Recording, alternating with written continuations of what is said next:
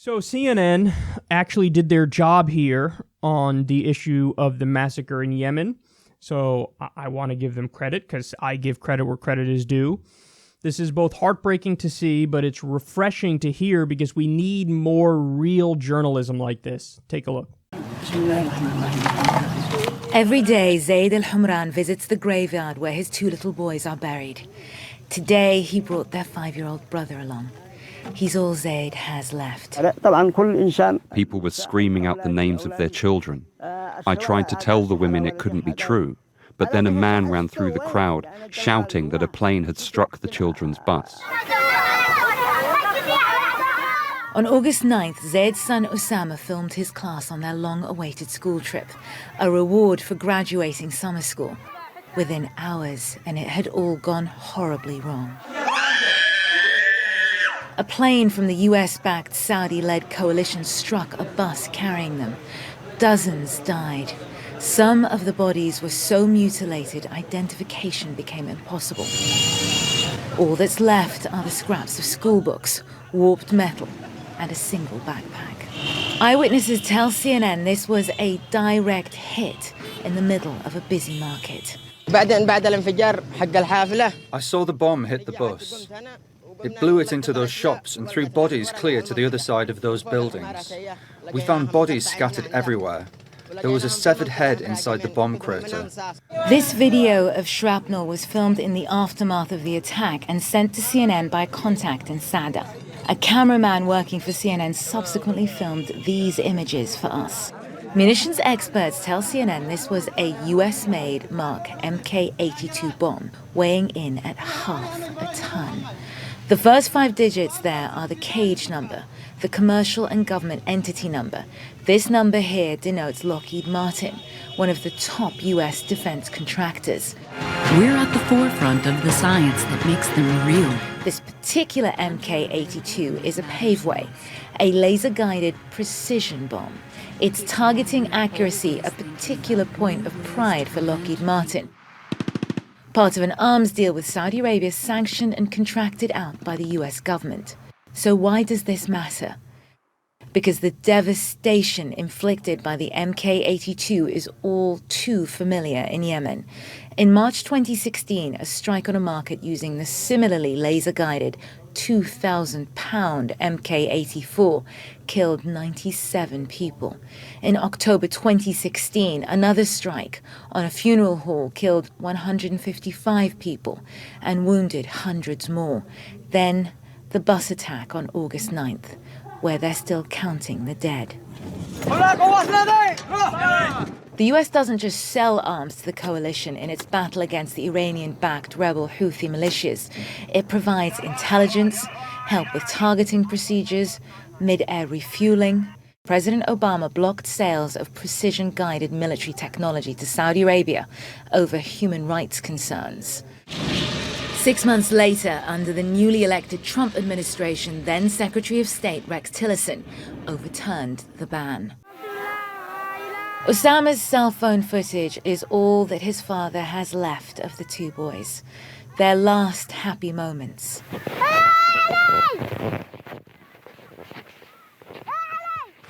Osama's father isn't optimistic that an investigation will change anything. In a country where loss has become commonplace, they aren't even praying for justice anymore, just peace.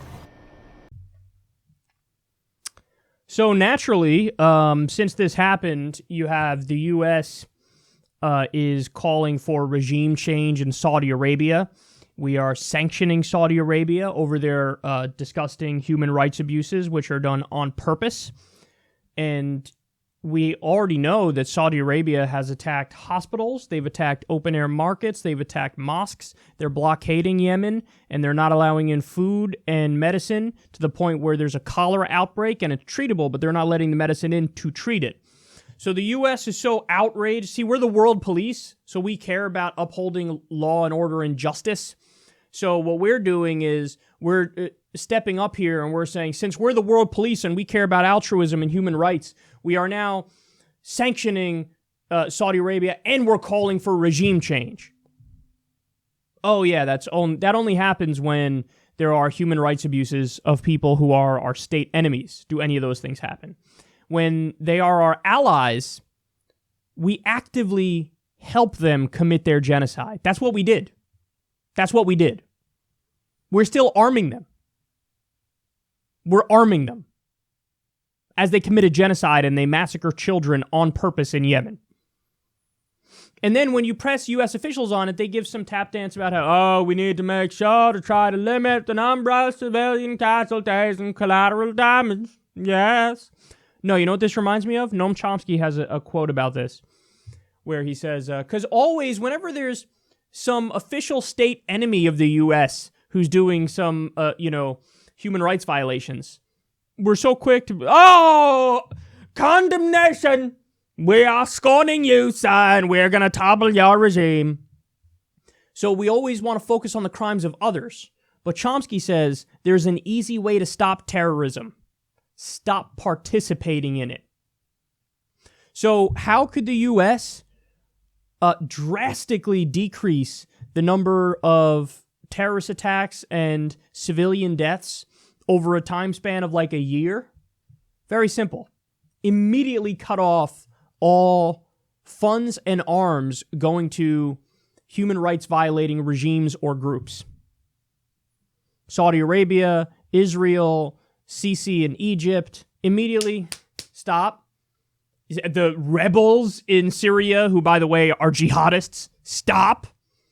So immediately stop funding and arming groups that are committing human rights atrocities. I know, crazy.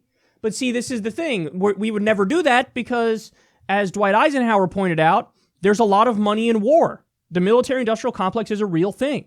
A lot of people make a lot of money, and there are a lot of jobs that are created as a direct result of the war machine, the war industry. To the point where on CNN, and credit to this person who did this piece, they'll be fired shortly, on CNN, Wolf Blitzer one time was questioning, because Rand Paul was like, hey, we should stop arming Saudi Arabia. Wolf Blitzer did an interview where he said to Rand Paul, but what about the profits of the defense contractors?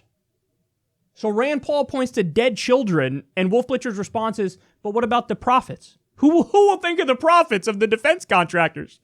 How will they get repaid for the bribes they pay to politicians? So this is the world we live in.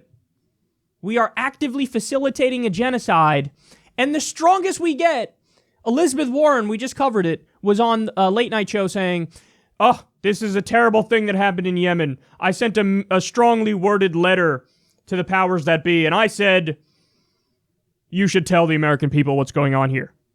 What? So there's a genocide happening, we're facilitating it, and your argument is not, hey, stop facilitating the genocide, immediately cut off all arms to Saudi Arabia, sanction Saudi Arabia? Nothing. And these are the same people that'll hyperventilate if Assad does something. They go, we must go do regime change. Gotta do regime change. He hurt kids. Oh, our allies are hurting kids with our weapons and we're helping them? Yeah, I guess that's bad, but whatever. I mean, oh, God, man. We live in a fucked up world. And then, of course, there's the angle of, why do they hate us? Well, maybe one of the reasons is Raytheon and Boeing and Lockheed Martin are giving weapons of war to people carrying out a genocide, and then they kill children, and then people kind of get mad when you kill their children. Maybe that's one of the reasons why. And actually, the you know what the crazy thing is? Those people are actually not going to go on a jihad against the U.S. Why? Because the Saudi government is massacring Shias in Yemen. And the real problem in terms of terrorism against the West is the fundamentalist Sunnis, the Wahhabists, the Salafists. So those are the people we're arming. We're arming the Salafists, whether it's in Syria or Saudi Arabia, and then they're going to turn those weapons back against us. So, what a fucked up situation, man. We have to be committing war crimes as well. This has got to be a war crime. Saudi Arabia is committing war crimes, but actively facilitating a genocide when we know what's going on? That seems pretty serious to me. Should somebody commit regime change against us? Is that what should happen now? Is that what should happen? But it's okay because Donald Trump at his hotels took over $300,000 from top Saudi officials. So they buy billions of dollars worth of weapons through a small bribe like that, and then obviously Washington will look the other way as they massacre children on purpose. With, by the way, our tax money is directly involved in this as well, of course. We got to fight back. We need a left-wing wave, but that left-wing wave better also be completely on the page of non-interventionism abroad, and also immediately stopping the funding and the arming of terrorist regimes